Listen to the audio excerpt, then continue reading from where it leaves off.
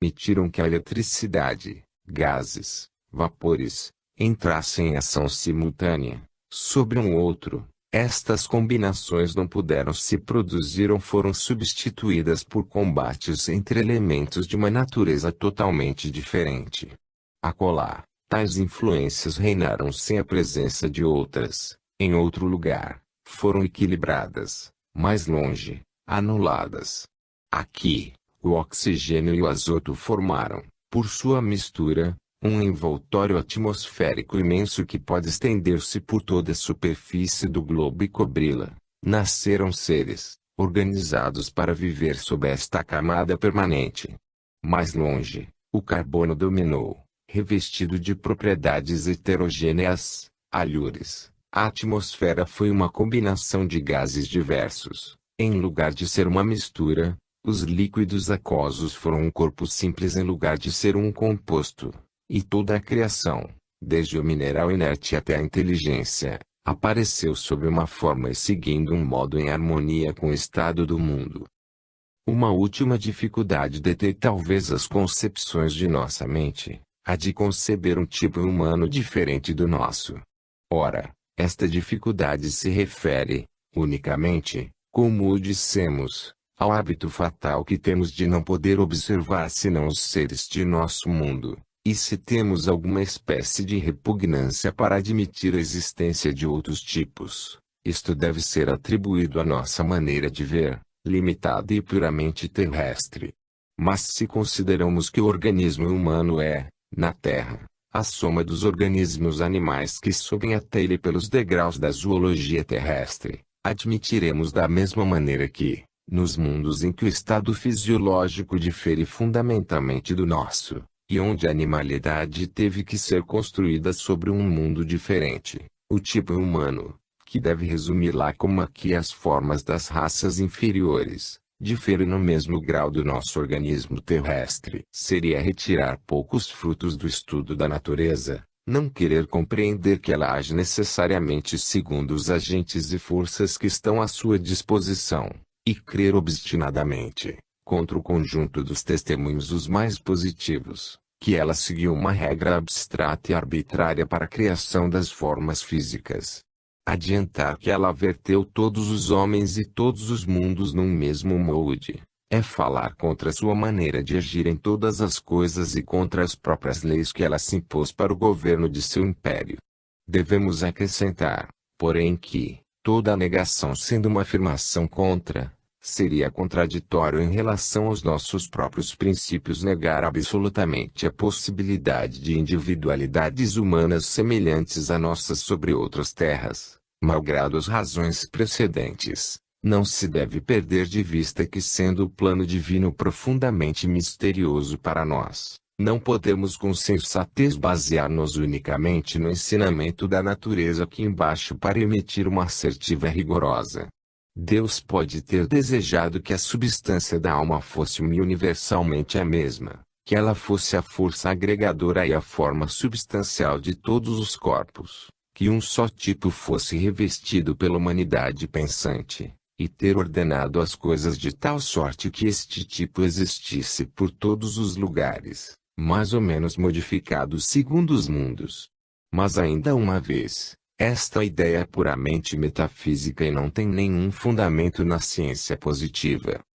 Eis aqui, pois, a mais sábia e rigorosa conclusão que poderíamos tirar do espetáculo do mundo, e pela qual poderíamos resumir o nosso estudo.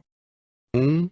As forças diversas que estiveram em ação na origem das coisas deram nascimento, nos mundos, a uma grande diversidade de seres, seja nos reinos inorgânicos, seja nos reinos orgânicos. 2. Os seres animados foram, desde o começo, constituídos segundo formas e organismos em correlação com o estado fisiológico de cada uma das esferas habitadas. 3. Os homens dos outros mundos diferem de nós, tanto em sua organização íntima quanto em seu tipo físico exterior. 2. Inferioridade do habitante da Terra. A pluralidade dos mundos é uma doutrina justa na ordem moral e necessária na ordem filosófica. A ideia de Deus e o estado da Terra. Otimismo e pessimismo. A Terra é um mundo inferior. Ela não pode ser única. Hierarquia harmônica dos mundos. Estado incompleto e inferior do nosso. Materialidade de nosso organismo, sua influência. Habitação da Terra reduzida ao seu valor positivo. Questões fundamentais do belo, do verdadeiro e do bem, seus caracteres absolutos. Princípios universais, aplicáveis a todos os mundos. Axiomas da metafísica e da moral. Os princípios absolutos e universais constituem a unidade moral do mundo e unem todas as inteligências à inteligência suprema. Os estudos que acabamos de percorrer no capítulo precedente tiveram como objetivo a natureza corporal e o estado físico dos habitantes dos outros mundos. Eles fizeram passar uma de cada vez sob nossos olhos as opiniões mais ou menos bem fundadas que se emitiu sobre o gênero da habitação dos planetas. Eles mostraram que todos os sistemas apresentados para a colonização dos outros mundos nada têm de sólido, e que todas as teorias que se poderia imaginar só repousariam sobre suposições arbitrárias. O exame comparativo da habitação dos mundos estabeleceu que uma grande diversidade de natureza reina entre os homens dos planetas. Voltemos agora ao domínio da filosofia, e prossigamos nossos estudos do lado da ontologia. Reconheceremos que a diversidade que reina no universo físico, desde os homens dos mundos inferiores até os seres mais elevados entre os habitantes das esferas superiores, encontraram uma diversidade correlativa no valor intelectual e na elevação moral das raças humanas. E se o conhecimento desta verdade não resultar tão diretamente quanto nossas conclusões precedentes do estudo demonstrativo do universo exterior, ela derivará de verdades de consciência tão reais e tão positivas quanto as precedentes. A pluralidade dos mundos é uma doutrina verdadeira, pois os gênios ilustres de todas as eras e, mais que isto, as grandes vozes da natureza, ensinaram-na e proclamaram-na. Ela é uma doutrina admirável, pois o sopro da vida que ela propaga sobre o universo transforma a aparente solidão e povoa os espaços com os esplendores da vida. Constataremos agora que ela é uma doutrina justa na ordem moral, e necessária na ordem filosófica, pois com sua tocha se dissiparão as trevas que envolvem ainda nossa vida no tempo e além do tempo, e os mistérios de nosso destino tornar-se-ão menos impenetráveis. Abramos a discussão sem preâmbulo e sem envolver a imaginação do leitor no mel das precauções oratórias. O argumento a apresentar e a discutir aqui se resume na seguinte comparação: o estado da humanidade terrestre colocado frente à ideia de Deus. O que é o mundo terrestre e o que é Deus? Tal é a questão, difícil sem dúvida, mas necessária, e cuja solução é de importância capital. Há aqui dois termos que, por serem incomparáveis um com o outro, não devem por isso ficar sem cotejamento. São duas grandes interrogações que nunca serão satisfeitas por sofismas ou respostas evasivas, e às quais é preciso dar uma conciliação rigorosa. São, por fim, duas entidades reais e irrecusáveis, uma finita, a outra infinita, que existem simultaneamente e por conseguinte devem se satisfazer mutuamente. Não nos engajemos aqui em discussões metafísicas sobre a existência de Deus. Não empreendamos pesquisas sem solução, e não venhamos a nos perguntar se a eliminação de Deus seria um método útil para nossos estudos. A questão não está aí, já colocamos como princípio esta existência suprema, nós a temos como indiscutível. E agora devemos considerá-la logicamente como um dos pontos absolutos e necessários colocados na própria base de nossa tese. Ora, eis aqui a proposição a resolver. De um lado, o estado do mundo terrestre é incompleto, sua humanidade está cheia de limites, fraquezas, misérias, o homem é um ser inferior, pois há instintos grosseiros une paixões cuja tendência manifesta impelho para o mal. De outro lado, apenas a noção da natureza de Deus implica no completo, no perfeito, no belo e no bem. Eis dois termos contrários em presença um do outro. A análise do estado do mundo terrestre nos torna pessimistas, ao passo que a contemplação do ideal nos torna otimistas. Trata-se de concordar a dissonância da Terra com a harmonia necessariamente perfeita da obra divina. Todo homem é pessimista perante o estado do mundo. O lobo devora eternamente o tímido cordeiro, a força brutal prevalece sobre a fraqueza oprimida, as paixões ambiciosas dominam uns, a perversidade envenena outros. Como no tempo de Brutus, os homens virtuosos podem ser contados. Todo homem é otimista perante a ideia de Deus. Quando nossos pensamentos se elevam à noção do Ser Supremo, eles descobrem neste tipo desconhecido o esplendor da verdade, a revelação do poder, a sanção da justiça, e um inefável sentimento de ternura que cai do alto como uma radiação do Pai Universal, e esta radiação do Sol Eterno fala a nossas almas, nos ensinando que a obra divina é bela em seu conjunto e perfeita em seu objetivo. Estas duas ideias, digamos melhor, estes dois fatos, a imperfeição do mundo terrestre e a perfeição de Deus, se combateram mutuamente desde as origens da filosofia. Desde Kali e Ahriman até Satã, esta oposição deu nascimento a sistemas explicativos de todo gênero.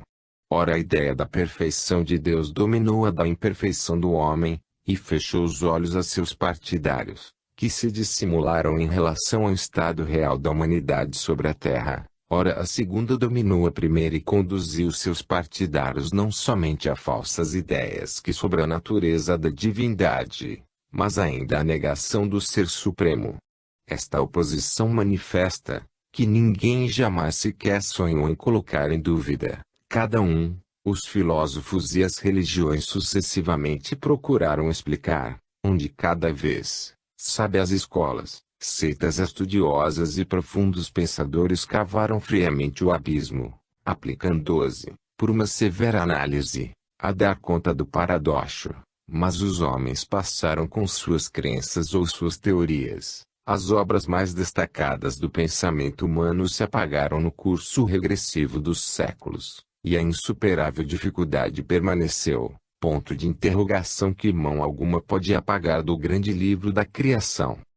Se colocamos aqui esta questão tão misteriosa, não é com a pretensão ilusória de dar a tão desejada solução, que o mundo procura em vão desde há séculos.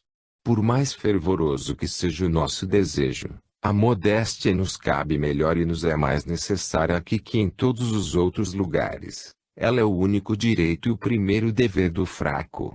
Mas queremos formular de maneira elevada esta questão. Queremos mostrar que o estado de que ela exige explicação é atestado e confirmado em nome da consciência universal. Queremos recordar que as filosofias e as religiões concordaram em reconhecê-la, e que desde o Fédon de Platão até nossos dias, as tribos reunidas de toda a humanidade ao mesmo tempo adoraram a perfeição divina e compreenderam a inferioridade de nossa grande família. Isto feito, agora gostaríamos de saber se não se apreenderia a razão deste estado de coisas interrogando a própria natureza, essa imensa natureza que, nos campos do espaço, ordenou o exército dos céus com a mesma mão que outrora tomou a terra estéril do seio do abismo para transformá-la em cornucópia da abundância. Interroguemos, pois, a natureza mesma. A natureza nos ensina que ela tudo construiu segundo leis seriais, que sua obra não é um plano de criações coetâneas ou saídas do nada no mesmo instante e no mesmo estado de perfeição, mas uma sucessão de seres mais ou menos avançados, segundo sua idade e segundo seu papel. Ela nos ensina que a harmonia não é constituída por uma certa quantidade de notas em uníssono, mas por sons de graus desiguais, saídos da série das gamas ascendentes, e que os números, essas sucessões divinas da antiga cosmogonia, foram aplicados à profusão pelo supremo aritmético. Ela nos mostra no conjunto dos seres vivos uma gradação insensível do mais baixo ao mais alto da escala, e seu método é tão incontestavelmente reconhecido, que um dos axiomas mais invulneráveis da história natural é o que exprime a seguinte lei das transições: natura non facit saltum. Ela nos atesta, enfim, que a beleza e a grandeza do sistema geral resultam de que a ordem nunca foi perturbada por um acaso de caprichos irregulares, que esta ordem reina sobre o desenvolvimento sucessivo das coisas, e que ela domina a soberana série universal dos seres. Perante este ensinamento unânime, não seria permitido tomar na mão o fio da indução, e proceder, numa medida sábia e modesta, do conhecido para o desconhecido? Não seria permitido interpretar esta palavra tão eloquente da natureza, e tomar nela os elementos de solução que ela encerra? Ora, coloquemo-nos em face da universalidade dos mundos. Quem nos diz que estes mundos e suas humanidades não formam, em seu conjunto, uma série, uma unidade hierárquica, desde os mundos em que a soma das condições felizes de habitabilidade é a menor, até aqueles em que a natureza inteira brilha no apogeu de seu esplendor e de sua glória? Quem nos diz que a grande humanidade coletiva não é formada por uma sequência ininterrupta de humanidades individuais residindo em todos os degraus da escada da perfeição? Do ponto de vista da ciência, esta é uma dedução que decorre naturalmente do espetáculo do mundo. Do ponto de vista da razão, não seria possível refutar, dizendo que esta maneira de encarar o sistema geral do universo não seja preferível a que se contentaria em considerar a criação como uma aglomeração confusa de globos povoados com seres diversos, sem harmonia, sem unidade e sem grandeza. Digamos mais. O que vê um caos na obra divina ou numa parte qualquer desta obra, aproxima-se da negação da inteligência negadora, ao passo que aquele que vê uma unidade nas criações da terra, este compreende a natureza, expressão da vontade divina. Certamente, se, fechando os olhos para o estado do mundo, quisermos pretender que a criação não é una, se permite afirmar que os indivíduos não pertencem a gêneros, estes gêneros a espécies, estas espécies a ordens, e, de proximidade em proximidade, a uma ordem geral, se pensa, contra tudo e contra todos, que os seres são entidades isoladas e que não há lei universal, a lógica nos leva inevitavelmente a admitir como consequência, que todas as ideias de ordem, de plano, de unidade, só existem dentro de nós mesmos, que a ciência humana, em lugar de ser aplicada à interpretação da realidade, não é mais que uma ilusão regular, e, em outros termos, que o mundo e a natureza são desprovidos de ordem e razão, e que só há razão e ordem no entendimento humano. Mas se, ao contrário, e como tudo leva a crer, a ordem preside ao cosmos das inteligências e ao cosmos do corpo, se o mundo intelectual e o mundo físico formam uma unidade absoluta, se o conjunto das humanidades siderais forma uma série progressiva de seres pensantes, desde as inteligências de embaixo, mal saídas dos cueiros da matéria, as divinas potências que podem contemplar Deus em sua glória e compreender suas obras mais sublimes, tudo se explica e tudo se harmoniza. A humanidade terrestre encontra seu lugar nos graus inferiores dessa vasta hierarquia, e a unidade do plano divino é estabelecida. Esta teoria tem talvez o defeito de ser nova e diferir de algumas velhas ideias inveteradas em nossas almas, mas certamente ela não é indigna de nossas concepções teológicas mais elevadas, e é digna da majestade da natureza. Há muitas razões em seu favor, não há contra ela nenhum argumento peremptório da ciência ou da filosofia. A ciência do reino material diz altamente em seu favor. Tudo avança paulatinamente no mundo do ser, a unidade admirável, que estabelece uma solidariedade universal do último ao primeiro dos organismos terrestres, do molusco ao homem, é uma lei primordial aplicada em tudo e por toda parte. A máquina do mundo funciona com uma multidão de rolamentos que mutuamente se chamam e se respondem, o que faz que esse funcionamento seja guiado pela solidariedade, ou, se quiser, pela necessidade. O menor órgão com defeito atrapalharia a harmonia geral, e se alguma mão gigantesca tentasse parar o som em seu curso nos espaços, não apenas o sistema desse astro, Terra e planetas, seria profundamente alterado nas condições fundamentais de sua vida, e em alguns casos destruído apenas por isso, mas também os sistemas siderais, dos quais nosso Sol não é mais que um elemento, e sobre os quais se exerce sua influência de atração, receberiam um golpe desastroso que turbaria a quietude dos movimentos celestes.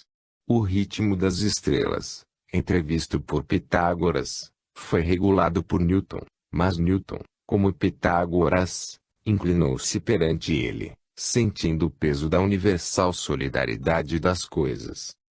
Se perguntássemos agora à ciência do reino intelectual o que ela pensa de nossa teoria, seu assentimento seria o mesmo. Ela nos ensinaria os destinos de nossas almas para além do tempo em meio às esferas radiosas do céu. Ela nos diria onde dormem essas almas antes do nascimento de nossos corpos, e talvez nos mostraria como, sob esse sono aparente, se elaborava nossa existência. Ela nos descobriria enfim, na sucessão hierárquica dos mundos, a avenida que sobe as regiões da serenidade e da terra prometida. Vista essa luz, nossa permanência terrestre é despojada da névoa que nos impedia até agora de reconhecer seu lugar em meio à obra divina. Nos desnudamos e compreendemos seu papel, longe do sol da perfeição. Ela é mais obscura que outras. É um lugar de trabalho onde se vem perder um pouco de sua ignorância original e elevar-se um pouco rumo ao conhecimento, sendo o trabalho a lei da vida. É preciso que nesse universo, onde a atividade é a função dos seres, se nasce em estado de simplicidade e de ignorância, é preciso que nos mundos pouco avançados se comece pelas obras elementares. É preciso que em mundos mais elevados se comece com uma soma de conhecimentos adquiridos. É preciso, enfim, que a felicidade, a qual aspiramos todos, seja o preço de nosso trabalho e o fruto de nosso ardor. Se há várias moradas na casa de nosso Pai, não são de modo algum leitos de repouso, mas domicílios onde as faculdades da alma se exercem em toda a sua atividade com energia ainda mais desenvolvida. São regiões onde a opulência aumenta paulatinamente, e onde se aprende a conhecer melhor a natureza das coisas, a melhor compreender Deus em seu poder, a melhor adorá-lo em sua glória e seu esplendor. Como se poderia compreender Deus e sua obra ficando encerrados neste mundo inferior? No fundo da sombria caverna onde estamos, dizia Platão, a luz nos é desconhecida e a verdade é inacessível. Somos como cegos de nascença que falassem do sol. A ignorância é nosso quinhão, e nossos julgamentos sobre a divindade são incompletos e repletos de erros. Platão dizia a verdade. A manifestação absoluta de Deus, cujo estudo poderia levar-nos à verdade, é todo o conjunto do mundo, é o coro universal dos seres, mas sobre a Terra nós conhecemos somente individualidades isoladas, cuja relação com todo nós é desconhecida, e nosso isolamento, causa de nossa ignorância, é o primeiro princípio de todos os paradoxos e todas as dificuldades que têm atrapalhado a filosofia. Julgar, pela Terra, a criação universal, é querer julgar um coro de Palestrina por uma fuga ou quaisquer notas saídas ao acaso da onda musical. É querer julgar um quadro de Rafael por algum matiz no pé de uma fornarina. É querer julgar a Divina Comédia de Dante por um grupo de um dos círculos do inferno. Repitamos, a analogia tem seus limites como os outros métodos, e se a anatomia comparada pode reconstruir um esqueleto inteiro a partir de uma mandíbula, é porque dispõe de um órgão característico e de importância capital. Mas nenhum paisagista procurará adivinhar a extensão e a riqueza de um prado pela inspeção de um talho de capim. Um iletrado, a quem se apresentasse uma tragédia de Sófocles ou de Corneille, e que, reparando nas linhas de comprimento desigual numa página, letras maiúsculas aqui, minúsculas ali, nomes nas entrelinhas, e toda a irregularidade de uma página de versos separados, censuraria Sófocles ou Corneille por não terem escrito uma página mais clara ou mais regular, e este letrado não seria mais tolo que nós, quando nos deixamos levar ao pessimismo em função do espetáculo inexplicado da Terra. Se existe uma aparente irregularidade, é porque não temos sob os olhos senão um fragmento isolado. Do ponto de vista do conjunto, esse fragmento seria visto como uma parte inerente à unidade geral. Não conhecendo, da imensa natureza, senão este débil átomo sobre o qual levamos uma existência passageira, temos desejado julgar a obra divina, em seu duplo aspecto de espaço e tempo, por este ponto imperceptível onde estamos, e nisso somos comparáveis àquele que quisesse avaliar um vasto canteiro por uma das figuras parciais que constituem o plano geral, e cuja disposição irregular, quando vista isoladamente, concorre entretanto à simetria do todo. Em seu conjunto e seu objetivo, a criação é divina, ante a grandeza e unidade de seu plano. As pequenas irregularidades aparentes encontram-se plenamente justificadas. É preciso saber compreender que a Terra e sua população não são mais que um indivíduo, que sua humanidade não é mais que uma criança que vacila e treme. Penetrados por esta verdade, não nos creremos mais no direito de julgar a obra imortal a partir de nós mesmos e das coisas que nos cercam. Goethe já havia dito: a natureza é um livro que contém revelações prodigiosas, imensas, mas cujas folhas foram dispersadas em Júpiter, Urano e os outros planetas.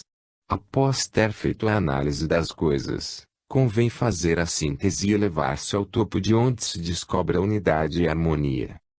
Mas talvez se apresente como objeção que esta hipótese ainda não explica a presença do mal junto ao homem, e que ela não expõe as imperfeições de nossa natureza, pois se o mal existe na Terra, mesmo que o universo fosse infinito em extensão e perfeição para além de nosso mundo, o mal não deixaria de existir aqui, nem seria menos inconciliável com a noção do Ser Supremo. Para resolver esta dificuldade, a única que se possa imaginar contra nossa teoria, é preciso, primeiro, desenganar-se quanto a uma ideia falsa que se fez geralmente das criações divinas. Já foi dito e repetido que nada de imperfeito pode sair das mãos de Deus, e pretende-se, contra os testemunhos da ciência e da filosofia, que a perfeição seja apanágio necessário de tudo que é engendrado pela força criadora. É mais apreciado sustentar esta proposição totalmente gratuita, com o risco de fazer os seres decair, não se sabe como, de sua grandeza primeira, do que admitir que a lei do progresso está na natureza, não é uma lei fictícia de degradação. Disso resulta uma contradição intransponível entre esses dogmas e a ciência. A antiga academia dos gregos, a grande escola de Aristóteles, entrou em caminho errado quando estabeleceu o princípio da incorruptibilidade do mundo. Um tal exemplo, a despeito da autoridade respeitável de seus 20 séculos, não serviu de nada aos metafísicos de que falamos. E a mesma coisa hoje em dia, quando a astronomia, a mecânica, a fisiologia, a medicina, mostram claramente que não é a perfeição original a lei da natureza, mas a perfectibilidade progressiva, persiste sem sustentar que tudo é perfeito, quando elas mostram um estado de imperfeição manifesta, lacunas e uma força de transformação perpétua na constituição dos corpos e no organismo dos seres, é sustentar implicitamente que tudo é estacionário e negar o movimento, quando tudo avança e se eleva segundo o fluxo ascendente das coisas. Ora, é preciso se desvencilhar dessa ideia falsa, é um prisma enganador que nos confunde e nos apresenta a sombra e o erro, bem onde nossos olhos procuram a luz e a verdade. Uma vez reconhecido este erro, tendo descartado de nossa maneira de ver as coisas, refletiremos que toda criatura é essencialmente finita, cheia de limites e imperfeições, que, longe de ter a ciência como algo a ela inerente, vive num estado de profunda ignorância, que só se aprimora graças à experiência, e em seus primeiros dias é suscetível de errar a cada passo. Frente a este estado de coisas, como poderíamos nos espantar que ela às vezes caia em erro, para erguer-se a seguir e aprender com isso a se conhecer melhor? O que realmente nos causaria espanto seria que, em seu estado primitivo de simplicidade e fraqueza, essa jovem criatura avançasse a passos largos para longe do berço onde foi dado à luz.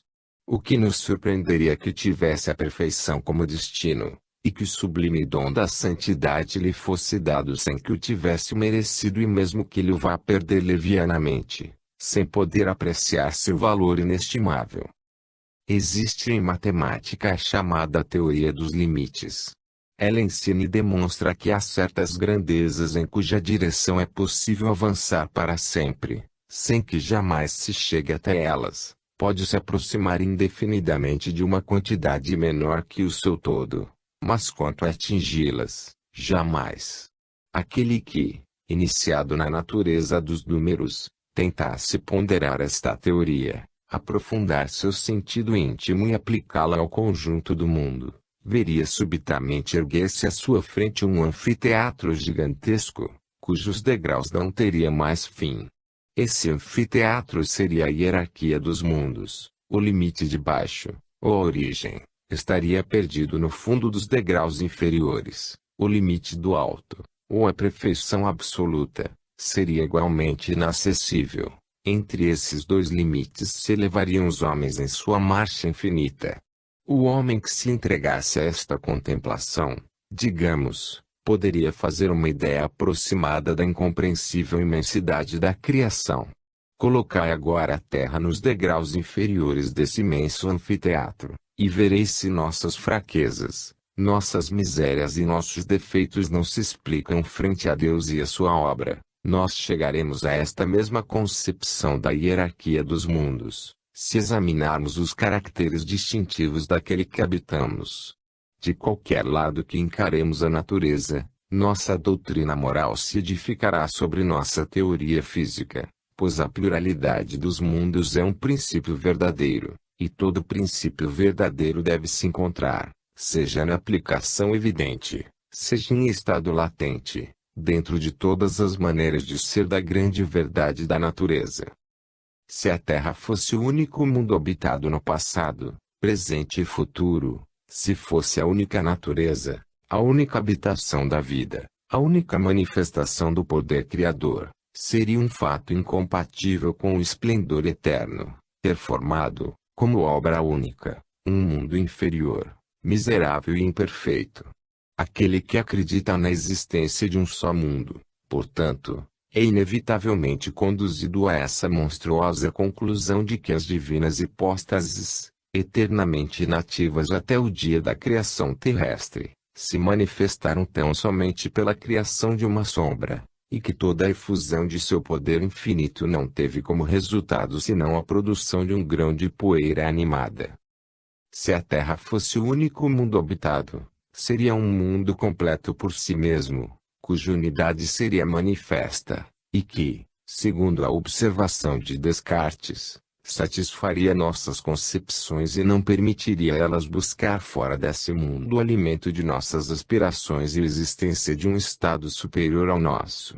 Ora, sabemos todos que, qualquer que seja a perfectibilidade possível de nossa raça e o grau de civilização que possamos atingir, não chegaremos jamais a transformar as condições vitais de nosso globo. Não chegaremos jamais a substituir nossa natureza por outra menos grosseira e uma organização mais sutil. Não chegaremos jamais a desfazer as cadeias que nos ligam pesadamente à matéria. Certamente, a humanidade progrediu. As novas gerações trazem sempre consigo um novo poder de entusiasmo, um novo vigor de ação, e saudamos com amor a juventude que acaba de nascer, cuja missão é preparar a aurora do 20º século. Mas, por mais fervorosas que sejam nossas aspirações, por mais caras que sejam as nossas esperanças, a história desta própria humanidade nos ensina que, tanto entre os povos como entre os indivíduos, existe a juventude, a virilidade e a decadência, e infelizmente sabemos que, daqui a alguns séculos, essa esplêndida capital do mundo onde brilhamos hoje em dia em toda a atividade de nosso trabalho, este santuário das ciências onde se elaboram as conquistas do gênio, este campo da liberdade onde o homem aprende a conhecer seus direitos e exercer seu poder individual em benefício de todos, Nós sabemos que um dia todos esses esplendores se dissiparão, que o Sena lamentoso rolará suas águas murmurantes na solidão, à sombra dos salgueiros e em meio aos prados silenciosos, e que o viajante, informado de nossa história passada, só poderá aqui e ali reconhecer alguns fragmentos de edifícios elevando-se acima do solo como ossos desnudados, alguns capitéis de colunas quebradas, últimos vestígios de maravilhas desaparecidas. A civilização terá elegido uma nova pátria e, do fundo de seu sono, a França ouvirá ao longe os ruídos do mundo e os tumultos das tempestades humanas, sonhando com os dias longínquos de sua glória e talvez com os dias de sua indolência e seu luxo efeminado, causa de sua queda e sua morte. É a história da Babilônia dos jardins suspensos, da Tebas de 7 muralhas, de Quibatane, tumba de Alexandre, de Nínive onde Jó profetizou, de Cartago, rival de Roma. Roma, centro do mundo há 2000 anos, tocha da cristandade sob Leão X, hoje tristemente sentada na borda do Tibre, que há muito tempo arrastou ao abismo os antigos troféus de uma era gloriosa. Sim, como todo indivíduo, a humanidade tem diante dela os limites de sua perfectibilidade, limites distantes, esperamos, mas limites que ela não saberia ultrapassar e que marcarão, tão logo sejam atingidos, o primeiro período da decadência. Se nossas faculdades e nossas forças sobre a Terra parecem ilimitadas, não ocorre o mesmo com os elementos de nossa perfectibilidade. Eles são circunscritos. Quando se completa a combustão, o fim da chama está próximo. A história da Terra depende, sem a menor dúvida, de suas condições de habitabilidade. A natureza inanimada é anterior à natureza animada, e esta é submissa à influência da primeira.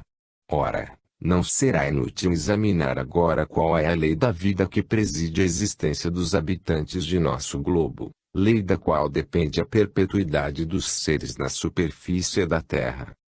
Reconheçamos sem demora, a lei de vida é a lei de morte. Entre todos os animais que povoam a Terra, não há um só que não viva às expensas dos outros seres vivos, animais ou vegetais, e dos acotiledôneos ou criptógamos, as últimas e as mais simples das plantas, até o bimane, o mais avançado na escala animal. Todos os seres vivem para alimentar a vida.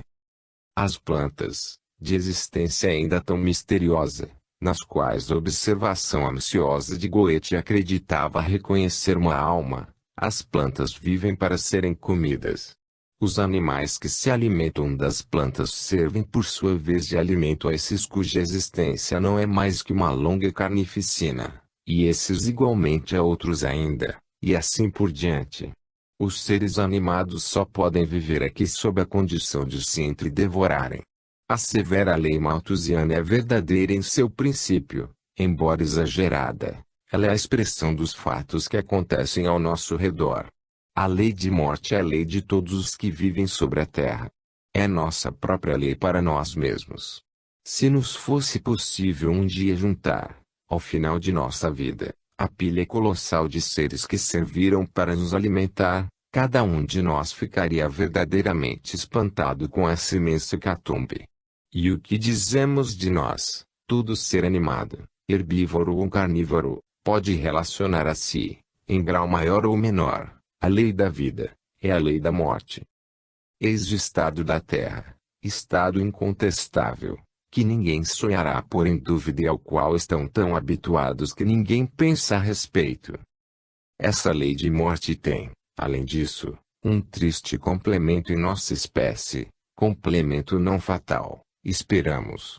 Os homens, que já estão à frente do combate perpétuo que os seres vivos travam sobre a Terra, levaram ao extremo essa lei desastrosa virando-a contra eles mesmos, e desde a origem das sociedades, entre as civilizações mais avançadas ou em meio à barbárie, a guerra, iníqua e insensata, tomou as rédeas das nações humanas. Crê-lo-eis vós, populações pacíficas do espaço. O homem chegou aqui a tal aberração, que fez dessa guerra uma deusa, e a adora. Sim, Os habitantes da terra contemplam com veneração este molocho esfomeado, e, por uma convenção mútua, dão a palma das honras e o diadema da glória aos mais cruéis entre eles, cuja habilidade na carnificina é maior. Eis aí nosso mundo. Glória àquele que amontoa cadáveres nas planícies tingidas de vermelho, glória àquele que enche deles as valas, glória àquele cujo ardor frenético recruta o maior número de tigres ao redor de seu estandarte sangrento, e faz marchar hordas de carrascos sobre o ventre de nações dilaceradas. Este estado de coisas que nos domina, que há muito tempo se tornou necessário, porque foi consagrado por nossas instituições políticas, que tem sua origem na lei do mais forte, este estado de coisas é inerente à nossa espécie, cujas necessidades materiais são imperiosas. As primeiras tribos selvagens que o historiador encontra na origem de todas as nações só puderam subsistir, como os animais, pelo direito da eleição natural, ou seja, pela conquista dos elementos de sua existência.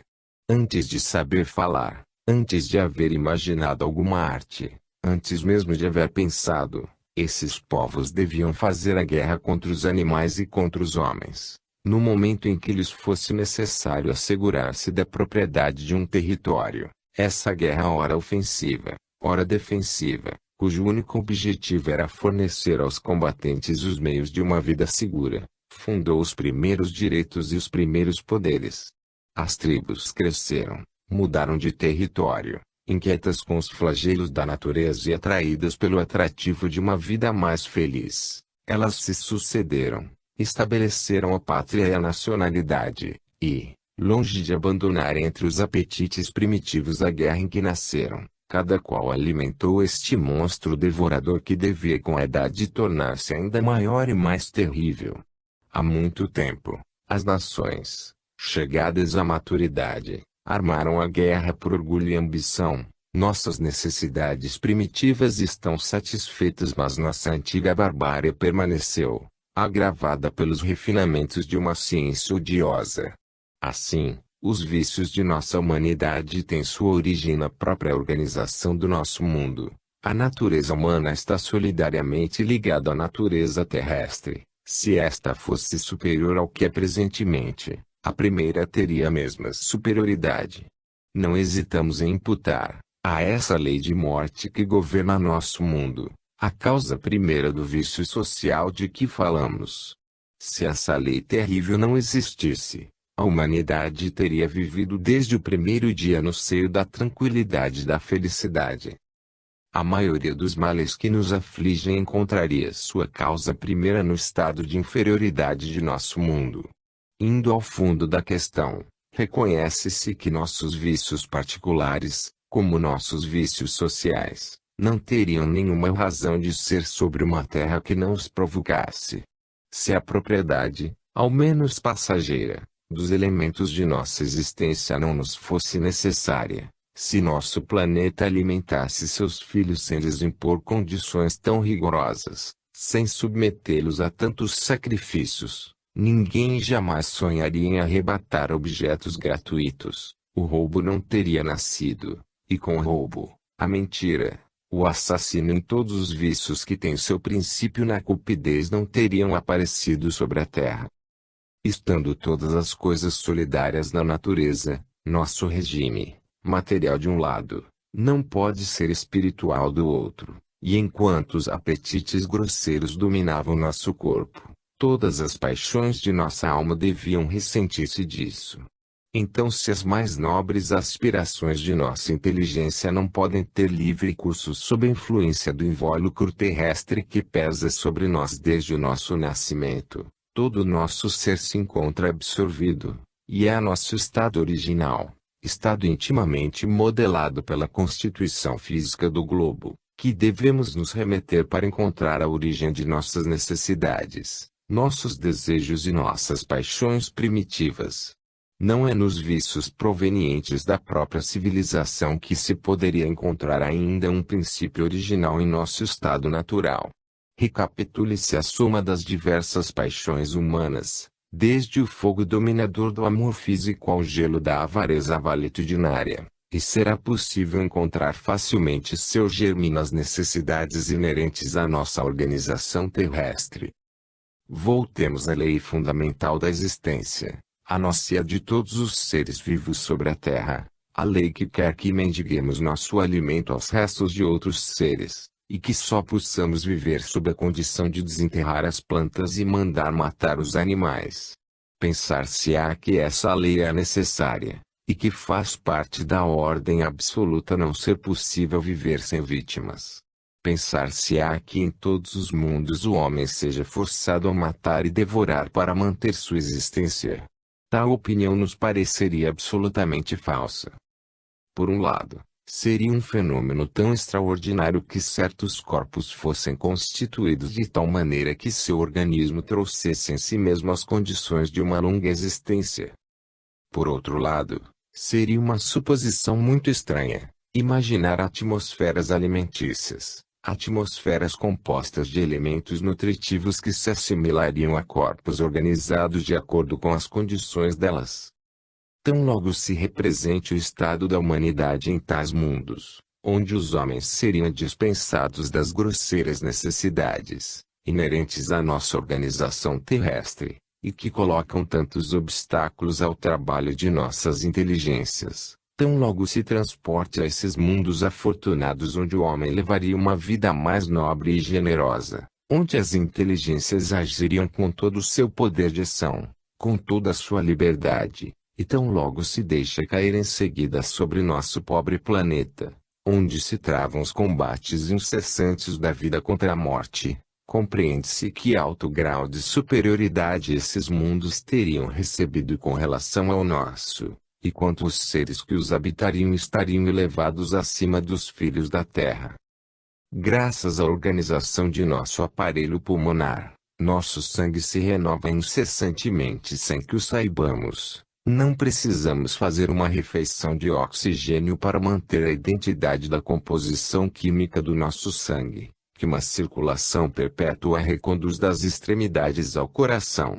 Então a atmosfera é mesmo, aqui, um elemento de nossa subsistência, uma parte do alimento de nosso sistema corporal. Não pode acontecer que nos mundos inferiores a respiração difira da nossa e seja forçada a um tipo de alimentação periódica. Reciprocamente, não pode acontecer que nos mundos superiores essa respiração, modificada e completada, seja suficiente para alimentar todo o organismo humano. A lei de morte, dizia Epicteto, é a lei da natureza material e secundária. Não acontece assim na natureza primordial e etérea. Antes de Epicteto, esta condição já havia sido expressada pelo poeta da Ilíada. Celebrando a vigilante ternura de Vênus por seu filho Enéas, Homero falara nestes termos: um vapor etéreo corre no seio dos deuses afortunados, eles não se alimentam dos frutos da terra, e não bebem vinho para matar a sede. Tais ideias foram frequentemente expressadas depois, aplicadas aos seres que as religiões e as mitologias imaginaram em meio às habitações paradisíacas. Essas ideias não representam somente as criações ilusórias da fábula, mas um estado de coisas existente nas esferas superiores, estado em harmonia com o elevado destino dos seres que contemplamos do fundo de nosso crepúsculo, e nos quais nós acreditamos encontrar o tipo ideal de nossa perfectibilidade. Sim, a materialidade de nosso mundo reagiu sobre a constituição física de seus habitantes, nossas tendências instintivas foram por ela influenciadas, nossos apetites trazem o cunho dessa grosseria, e os próprios sentimentos de nossa alma encarnada não puderam se libertar. Não é também apenas em nosso aparelho nutritivo que reconhecemos os sinais da inferioridade de nosso mundo, também não apenas em nosso aparelho respiratório, mas todos os órgãos de nosso corpo estão solidariamente ligados entre si. Não há sequer uma de nossas funções que não esteja marcada pelo sinal inequívoco de nosso rebaixamento material de um lado. Nosso organismo não poderia ser etéreo de outro. A harmonia subsiste mesmo nas criações inferiores. Nós somos indígenas, e todo o nosso ser oferece, em todas as suas partes, a característica local de nossa região. Sobre os mundos onde as disposições amigáveis da natureza prepararam um verdadeiro trono à inteligência humana, e onde o homem não tem uma lealdade fictícia como aqui, mas reina em toda a extensão do domínio que pertence ao espírito. Sobre esses mundos uma era de paz e de felicidade media as idades da humanidade. As formas enganadoras que revestem o vício não surgiram ali. Por que motivos seriam vestidas? E para que serviriam? Os elementos da perfídia e da sedução também não nasceram lá, pois o joio não cresce sem o germe. Sobre esses mundos a humanidade chegou a seu período de verdade, porque lá as paixões humanas atendem ao bem. E, de fato, qualquer mundo onde a humanidade tenha chegado ao ciclo de sua virilidade deve oferecer este caráter distintivo fundamental, que, nele, o exercício pleno da liberdade conduz ao bem. Entre as fileiras de uma humanidade viril, a liberdade desfraldada em toda a sua plenitude deve ser uma força poderosa estendida rumo à perfeição. Está aí a prova da superioridade de um mundo.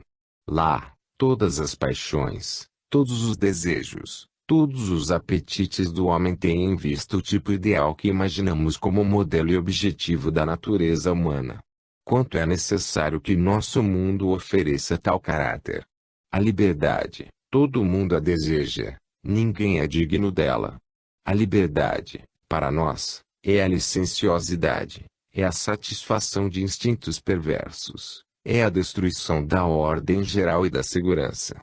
E não falamos particularmente aqui dos cidadãos de nossa bela França, mas da Europa inteira e de todas as raças civilizadas. Todos são liberais em teoria, ninguém o é na prática. A liberdade. Em que caos nosso pobre mundo se precipitará se, sem consideração pelas leis convencionais que a sociedade teve de se impor, nem por nossa consciência íntima, que pode mais ou menos nos segurar à beira do abismo, este mundo deixar-se arrastar pela satisfação brutal de seus desejos. Há fora algumas exceções. Todos os homens sobre a terra são mais ou menos partidários dessa filosofia pessoal que foi chamada de filosofia da sensação. Entre todas as escolas, nenhuma conta com tantos discípulos, e esta representa a expressão das tendências frequentemente inconfessadas, mas dominantes, da maioria dos homens. Essa filosofia, para dizer em poucas palavras, parte do seguinte fato. A sensação agradável ou penosa, procurar a primeira, evitar a segunda. Ela recorda ao homem que seu primeiro instinto é desejar o prazer, qualquer que seja, prazer físico, prazer intelectual ou prazer moral. Ela lhe ensina que o bom entendimento da vida consiste em procurar a maior quantidade de prazer possível durante um certo tempo, ou seja, a felicidade. E que a sabedoria mais bem compreendida é aquela que nos permite alcançar este objetivo, mesmo ao preço de renúncias passageiras e prudentes sacrifícios. Nesse sistema, a felicidade pessoal é o propósito da vida, e o interesse, o único motivo de todas as ações. Ora, não é esta a expressão da maneira de pensar da maioria dos homens, e não seria de todos. Caso se quebrassem os freios que nos prendem a uma moral mais austera, se nos convidassem a fazer pleno uso da liberdade desejada. E nós perguntaríamos, a esses mesmos que proclamam verbalmente os dogmas de uma filosofia mais elevada, esta maneira de ver não está no fundo de seus pensamentos, não é a logelhã que os empurra incessantemente rumo ao tão amado deusa da fortuna. Se todos os homens se escutassem, ou pudessem escutar-se, Epicuro seria o deus da terra. Mas a filosofia da sensação, ou a moral do interesse, é um sistema filosófico muito falso, que, como tão bem o demonstrou Victor Cousin, confunde a liberdade com o desejo e com isso anula a liberdade, não faz distinção fundamental entre o bom e o mal, não revela nem a obrigação nem o dever. Não admite o direito e não reconhece o mérito ou o demérito, pode facilmente, muito facilmente, prescindir de Deus, e, como última consequência, anula os princípios superiores da metafísica, da estética e da moral. Tomai a humanidade em seu conjunto. Esta é a estrada sobre a qual ela se precipitaria se vós lhe abrisseis as portas da liberdade tal como ela o compreende. A tal ponto está longe de tender à perfeição ideal. Ainda essa estrada seguida secretamente pela maioria dos homens, e seria, para eles, impróprio não segui-la, pois lhes parece melhor encarar o mundo como ele é, modelar a partir dele sua maneira de viver, em vez de consumir-se em vãos esforços para reformá-lo. E é este o mundo que se supôs representar sozinho a obra divina. E esta humanidade supostamente completa em si mesma, abrigada sozinha sob a asa de Deus, e destinada a governar o universo. Assim, sob qualquer ponto de vista por que se encare a questão do homem, se reconhecem as provas irrefutáveis da inferioridade de nosso mundo e sente-se a existência de uma superioridade extraterrestre. Todos os ensinamentos da filosofia e da moral o testemunham unidos. Dir-se agora que nossa humanidade cresce e se aperfeiçoa sem cessar, e que virá o dia em que o homem, chegado ao apogeu de sua grandeza, viverá em paz dias felizes e cheios de glória.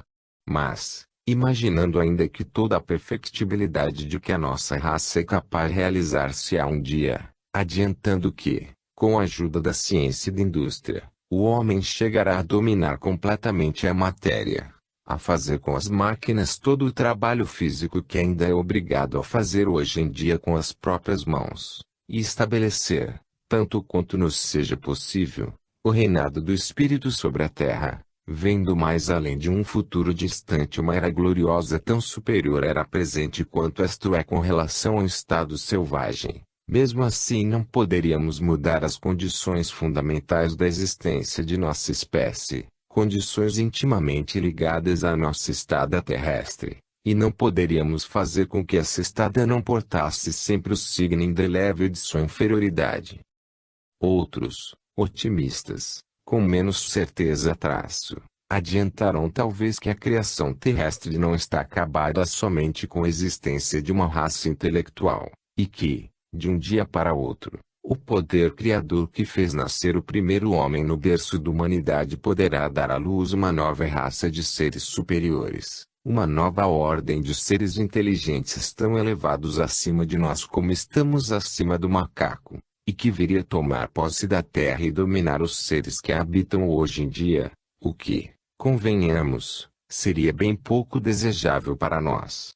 Essas novas criaturas poderiam não estar submetidas às condições de existência que nos prendem à matéria. Sua organização mais etérea ofereceria algumas analogias com a dos habitantes desses mundos superiores de que falamos, e, desde a sua chegada aqui embaixo, elas dominariam por natureza todos os seres submetidos às vicissitudes dos elementos materiais. A essência e a natureza de suas faculdades morais seriam tão inacessíveis à nossa compreensão quanto a luz à compreensão de um cego ou o som de um surdo. Embora esta opinião tenha sido partilhada por escritores respeitáveis, parece ser inteiramente gratuita, pois, de um lado, nosso gênero humano parece ter tomado posse da Terra, e, de outro, se surgisse algum dia um novo grau na hierarquia dos seres terrestres, esse grau se manifestaria imediatamente acima de nós, pois a natureza não dá saltos entre uma criação e outra, não há lacuna na graduação natural dos seres. Ora, essa segunda raça de homens estaria submetida a ela mesma às condições de habitabilidade do globo, pertenceria à zoologia da Terra, como as precedentes, seu organismo estaria, como os outros, ligado ao organismo fundamental da animalidade. E, se imaginasse uma série de novas raças humanas, cada qual superior à precedente, a última e mais perfeita delas seria ainda assim uma raça terrestre, e nada poderia fazer para que a Terra não fosse sempre a Terra. Eliminando assim essa suposição romanesca de uma nova humanidade, ficamos com a nossa, reduzida à sua verdadeira característica. Ora, não apenas não chegaremos jamais a que essa era ideal de paz e de feliz tranquilidade, que gostamos de encarar em nossos sonhos, mas também, se as condições de uma tal existência nos fossem oferecidas, A melhor decisão para nós seria recusá-las, pois uma mudança como esta não nos seria vantajosa. É preciso que a lei do trabalho esteja em vigor na Terra. Sem ela, a inatividade do lazer, longe de favorecer nosso progresso, nos enfraquece.